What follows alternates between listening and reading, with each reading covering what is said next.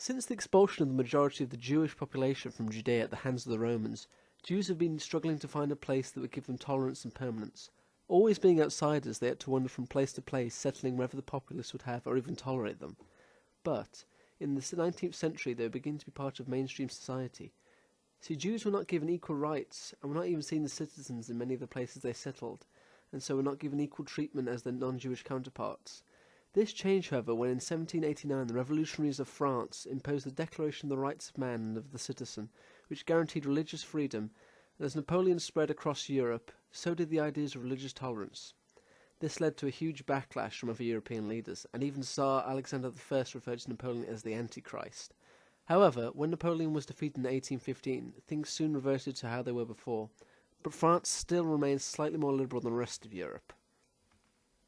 With Napoleon defeated, the Congress of Vienna was set up to allocate what was to be done with Napoleon's broken empire. It was attended by representatives of all members of the coalition against France, including Great Britain, Russia, Prussia, Portugal, Sweden, Austria, the French Bourbon dynasty, and Spain. During the meeting, the question of Jewish emancipation was brought up. However, little conclusion was reached, and no emancipation was re-granted. Failing to make life better for European Jews, and in fact making life considerably worse for many reacted negatively, and then a series of riots broke out across Germany in the summer of 1819, which became known as the Hep Hep riots, when many citizens targeted local Jews. These riots began in Würzburg in August 1819, but it was not long until violence against the Jews spread throughout the whole of Germany. The Congress of Vienna had led to the general populace seeing the Jews as upstarts, and many felt that emancipation would only strengthen the Jewish grasp on the financial and political sector. Emancipation would have brought about a change that many deemed would have been bad and worse for non-Jews.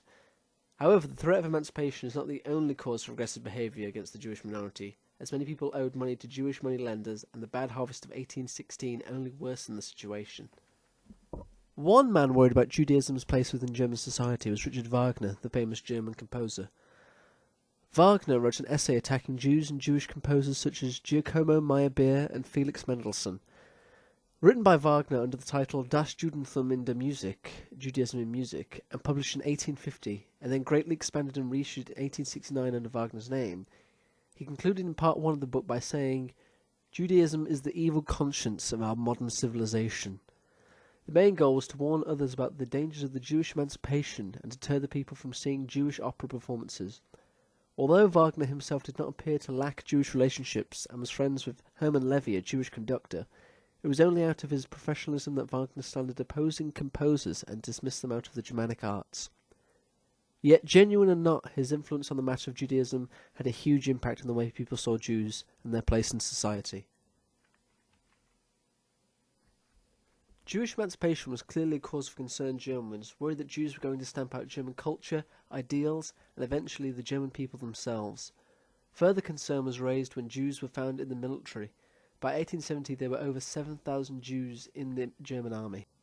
Described as the father of modern anti-Semitism, Wilhelm Marr was embittered of the failure of the German Revolution and the chance to unify Germany in 1848. His spite of this was turned against the Jews and their place for emancipation. Marr published a pamphlet, The Victory of Judaism over Germanism, describing what was to be done of Germany if the German people did nothing against the assimilation of the Jews. This pamphlet became so popular that it reached its 12th edition in 1879. Marr thought it was an honour for someone to be an anti-Semite and to fight for the liberation from a Jewish Germany. In March 1848, a series of popular revolutions broke out in Germany against the power of the many independent states that formed her at the time. The revolutions pushed for the spread of liberal democratic principles, including emancipation for the Jews. Despite the failure of the revolutions to create a unified Germany in 1848, the groundwork for Jewish equality had been laid, and in July 1869, Prussian King Wilhelm I promulgated the North German Confederation Constitution, which gave Jews civil and political rights in 22 German states. This constitution was adopted by the new German Empire upon its establishment on April 14, 1871, and on April 22nd, the Jews in all of the German states were finally given emancipation when the constitution was extended to Bavaria. In the latter part of the 19th century, nationalistic pride swept over Europe. Jews came under scrutiny for this, and they were deemed to not have only loyalties to Germany, but that of the Jewish race rather than the German one. In the eyes of German nationalists, and with the introduction of new social sciences such as eugenics, the Jews were still not equals to that of the so-called real Germans, and the idea of Jews interbreeding with Germans was one that was entering the minds of some. The Pan-German League wanted to uphold racial hygiene and prevent Germans from breeding with Jews. An anti-Semitic Germany had fears of interbreeding and the distilling of the German purity by the inferior Jewish race. Jewish emancipation seemed to be a mixed blessing. Although Jews received full citizenship as well as access to trade and industry, this did not instantly give them equality. The success of the Jews preyed on many people's minds, and this hatred festered, turning to racial rather than religious. Jews were soon to be hated simply for the crime of being Jewish, rather than whether they practiced it or not.